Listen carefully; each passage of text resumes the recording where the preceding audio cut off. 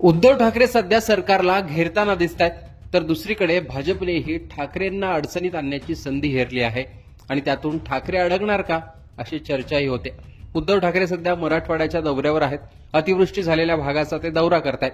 शेतकऱ्यांशी संवाद साधताना नुकसान भरपाई, शेतकऱ्यांना कर्जमाफी या मुद्द्यावरून ते रान उठवताना दिसतायत। शेतकरी वर्गातूनही रोष समोर येतोय, त्यामुळे उद्धव ठाकरेंच्या दौऱ्याची चर्चा होते।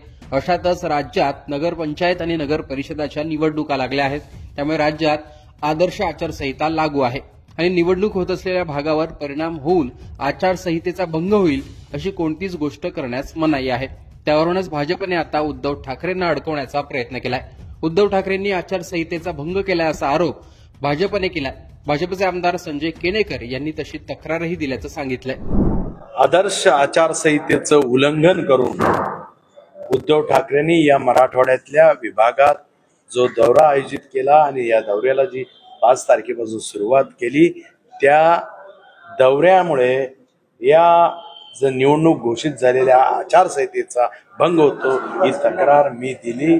कारण हा जो कळवळा आहे, उसना कळवळा उद्धव ठाकरेंनी आणला। बेमोसमी दौरा, ज्या मोसमामध्ये दौरा शेतकऱ्यांकडे केला पाहिजे होता, चिखलात जाऊन शेतकऱ्यांचे हाल पाहिले पाहिजे होते, पावसात उतरलं पाहिजे होतं, परंतु सगळं शांत झाल्यानंतर राजकीय स्वरूपाचा हा दौरा या निवडणुकीच्या काळात ते करत असल्यामुळं आम्ही त्याच्या विरुद्ध तक्रार केली आहे। काय म्हणणं आहे तुमचं? तक्रारीत असं म्हणणं आहे की जागजागी जे पोस्टर लावले आणि ज्या पद्धतीने मतदारांना आकर्षित करण्याच्या भूमिकेतून हा राजकीय दौऱ्यासाठी ते रस्त्यावर उतरले, निश्चितच हा आचारसंहितेचा भंग आहे।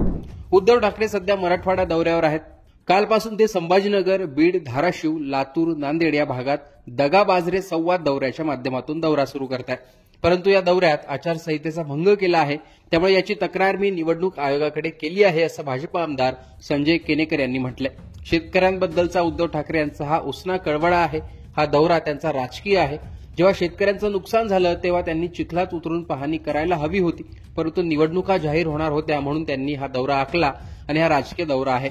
उद्धव ठाकरे यांचे जागोजागी बॅनर लागलेले आहेत आणि मतदारांना त्यातून आकर्षितही केलं जात आहे। याबाबत तक्रारीत नमूद केलं आहे असं संजय केनेकर यांनी म्हटलंय। त्यामुळे ऐन निवडणुकीआधीच ठाकरेंना घेरण्याचा भाजपचा हा प्रयत्न दिसतोय।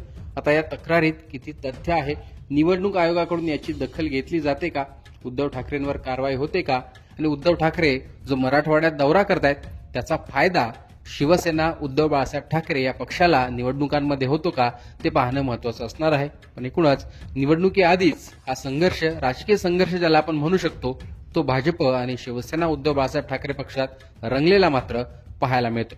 एकूणच ही केलेली तक्रार आणि होणारी कारवाई याविषयी तुमचं मत कमेंट बॉक्समध्ये सांगा। लोकमतचं YouTube चॅनल सबस्क्राईब केलं नसेल तर आठवणीने सबस्क्राईब करा।